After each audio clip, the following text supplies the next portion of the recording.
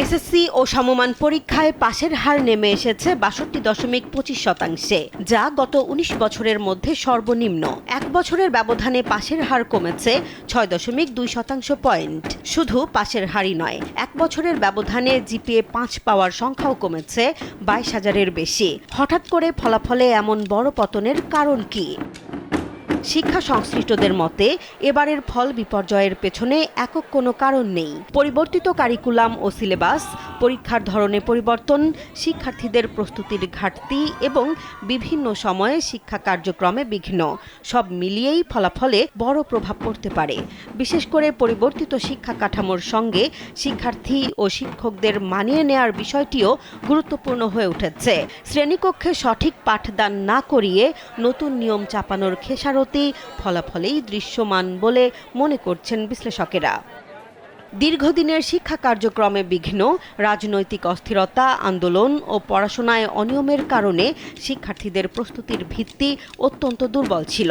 যশোর বোর্ডের মানবিক বিভাগে ১১টি প্রতিষ্ঠানের শতভাগ অকৃতকার্য হওয়ার ঘটনাটি প্রমাণ করে যে প্রান্তিক পর্যায়ের স্কুলগুলোতে নিয়মিত পাঠদান ও মৌলিক শিক্ষার মান কতটা নিচে নেমেছে। সঠিক দিক নির্দেশনা ও প্রস্তুতির অভাবেই পুরো একটি বিষয়ের শিক্ষার্থীরা পাশের মুখ দেখতে ব্যর্থ হয়েছে।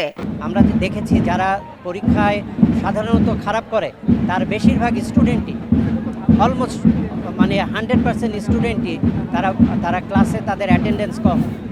তো সেই ব্যাপারে আমরা এবারও যারা এইচএসসি পরীক্ষা দিয়েছে কিংবা এখন যারা ক্লাস 11 থেকে 12-এ উঠেছে তাদের উদ্দেশ্যে আমি কয়েকদিন আগেও ওদের নিয়ে কথা বলেছি, প্যারেন্টসের সাথে কথা বলেছি যে অ্যাটেন্ডেন্সটা বাড়াতে পারলে ওরা ভালো করবে। আর অভিভাবকরা বলছেন এবারের এসএসসি ব্যাচকে পড়াশোনা করতে হয়েছে নানা পরিবর্তনের মধ্য দিয়ে। কারিকুলাম পরিবর্তন, সিলেবাস ও পরীক্ষার প্রস্তুতিতে পরিবর্তনের পাশাপাশি বিভিন্ন সময়ে শিক্ষা কার্যক্রমে অস্থিরতা ও আন্দোলনের প্রভাবও ছিল। ফলে শিক্ষার্থীদের প্রস্তুতির ধারাবাহিকতা কতটা বজায় ছিল সেটিও ফলাফল বিশ্লেষণে গুরুত্বপূর্ণ। তার উপর পরীক্ষার ঠিক আগ মুহূর্তে ক্যালকুলেটর ও ঘড়ি ব্যবহারে হঠাৎ নতুন বিধিনিষেধ আরোপের মতো সিদ্ধান্তগুলো শিক্ষার্থীদের পরীক্ষার হলে চরম বিভ্রান্তি ও মানসিক চাপে ফেলে দেয় বলে উল্লেখ করছেন তারা। আসলে ওদের উপর তো অনেক প্রেশার গেছে। ওদের একমাত্র 9-এ তো পুরো সায়েন্স আর্টস মিলায় ওরা পড়াশোনা করলো, তারপরে গ্রুপ সেকশন হলো, ওদের সেকশনে কেউ সায়েন্স পেলো, কেউ আর্টস পেলো, কেউ কমার্সে গেল। এটা আসলে ওদের যারা খারাপ করেছে ওরা চেষ্টা করেছে, বাকিটা আলো উপর আলার আর কি। শিক্ষার্থীরা বিভ্রান্ত হয়েছে। তো সেক্ষেত্রে তো আমি বলবো যে আমরা প্রতিবন্ধকতার মধ্যেই ছিলাম।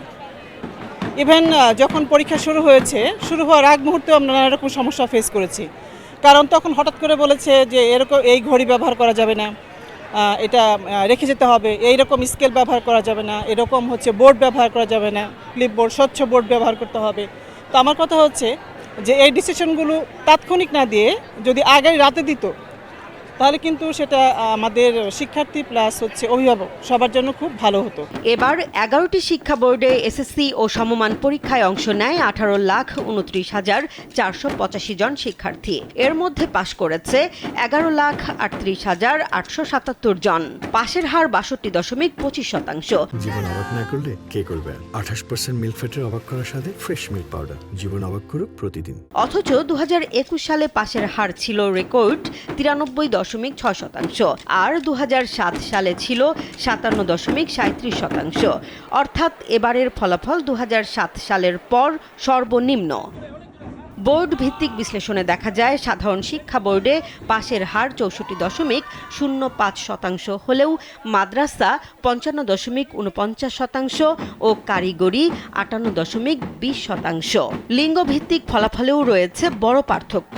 মেয়েদের পাশের হার 66.68%, বিপরীতে ছেলেদের পাশের হার 57.86%।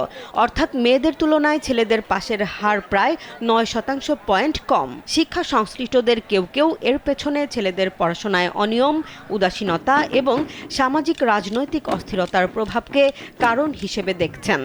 তবে এ বিষয়ে নির্ভরযোগ্য কারণ নির্ধারণে আরও বিশ্লেষণ প্রয়োজন।